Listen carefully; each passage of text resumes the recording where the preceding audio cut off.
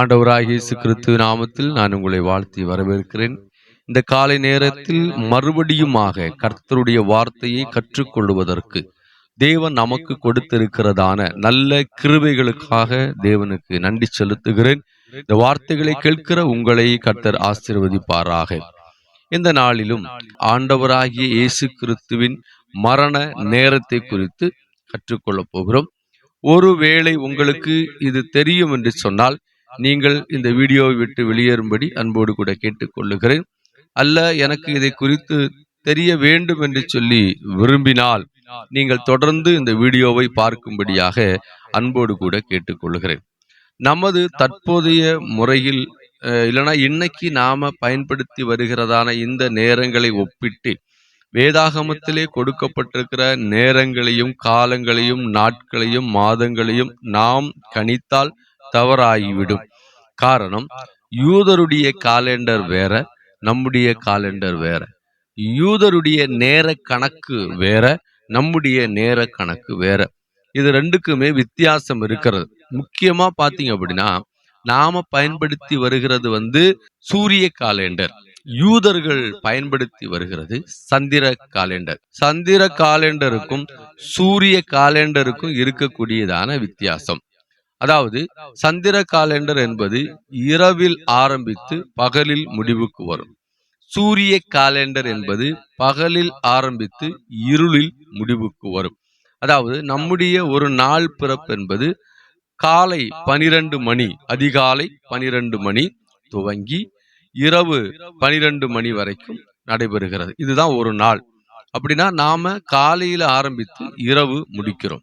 ஆனா சந்திர காலண்டர் அப்படி அல்ல. சந்திர காலண்டர் என்பது சாயங்காலத்தில் ஆரம்பித்து விடிய காலத்திலே முடிவுக்கு வருவதுதான் சந்திர காலண்டராக காணப்படுகிறது. அதாவது நம்முடைய ஒரு நாள் பிறப்பு என்பது காலை துவங்கி இரவு வரைக்கும், அவங்களுடைய ஒரு நாள் பிறப்பு என்பது மாலை துவங்கி மறுநாள் பகல் வரைக்கும் தான் அவங்களுடைய கணக்கின்படி அது சரியாக இருக்கிறது. அதனால ஒரு நாள் என்பது அவங்களுடைய துவக்கம் வேற, நம்முடைய துவக்கம் வேற. அதுபோல நேரங்களும் நம்முடைய நேரங்கள் வேற, அவங்களுடைய நேரங்கள் வேற.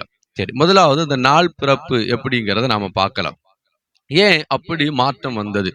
அதாவது வேத வசனத்தின் அடிப்படையில நீங்க பாத்தீங்க அப்படின்னா, ஆண்டவராகிய தெய்வம் 6 நாட்களில் இந்த பூமியிலே சில காரியங்களை செய்கிறார், சிலவற்றை ஒழுங்குபடுத்துகிறார். ஒழுங்குபடுத்தின பிற்பாடு அவர் சொல்லுகிற ஒரு வார்த்தை இருக்கிறது. ஆதியாகமம் 1ஆம் அதிகாரத்துல சாயங்காலமும் விடிய காலமும் என்று அவர் சொல்லுகிறார். இதுக்கு காரணம் என்ன அப்படின்னா, ஆண்டவர் ஒரு நாளை எப்படி கணக்கிடுகிறார் என்று சொன்னா, சாயங்காலம் துவங்கி விடிய காலம், அதாவது ராத்திரி முழுவதும் பகல் முழுவதும் என்பது ஒரு துவக்கமாக காணப்படுகிறது. இரவு 12 மணி நேரமும் பகல் 12 மணி நேரமும்.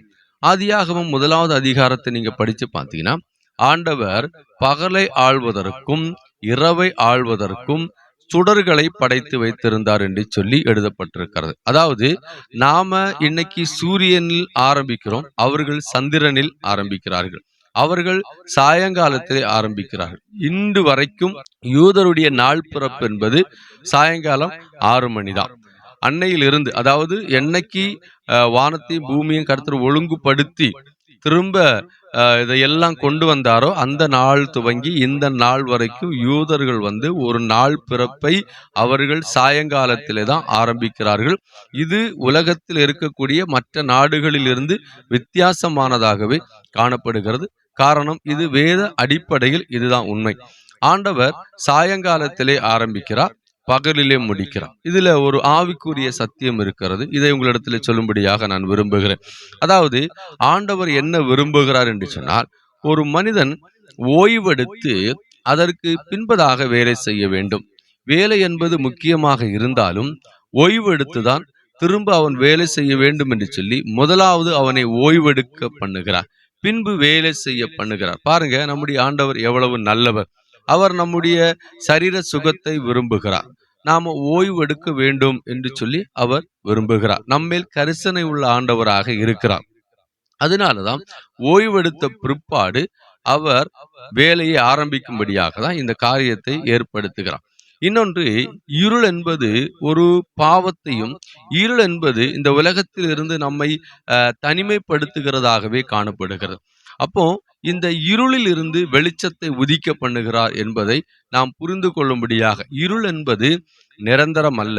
இருள் நம்மை விட்டு விலகி போகும், வெளிச்சம் உதிக்கும். ஒருவேளை இப்போது ஆரம்பமானது இருளாக இருந்தாலும் முடிவு வெளிச்சமாக இருக்கும் என்று சொல்லி ஆண்டவர் இதன் மூலமாக ஒரு சத்தியத்தை நமக்கு கற்றுத் தருகிறார். நீங்க நல்லா கவனிக்க வேண்டும். அப்ப யூதருடைய காலண்டரின் படி ஒரு நாளுடைய பிறப்பு என்பது சாயங்காலம். நம்முடைய காலண்டரின் படி ஒரு நாளுடைய பிறப்பு என்பது விடிய காலம். நான் இந்த இடத்துல முடிக்கிறேன். அடுத்த செய்தியில இதனுடைய அடுத்த பகுதியை நாம் பார்க்கலாம்.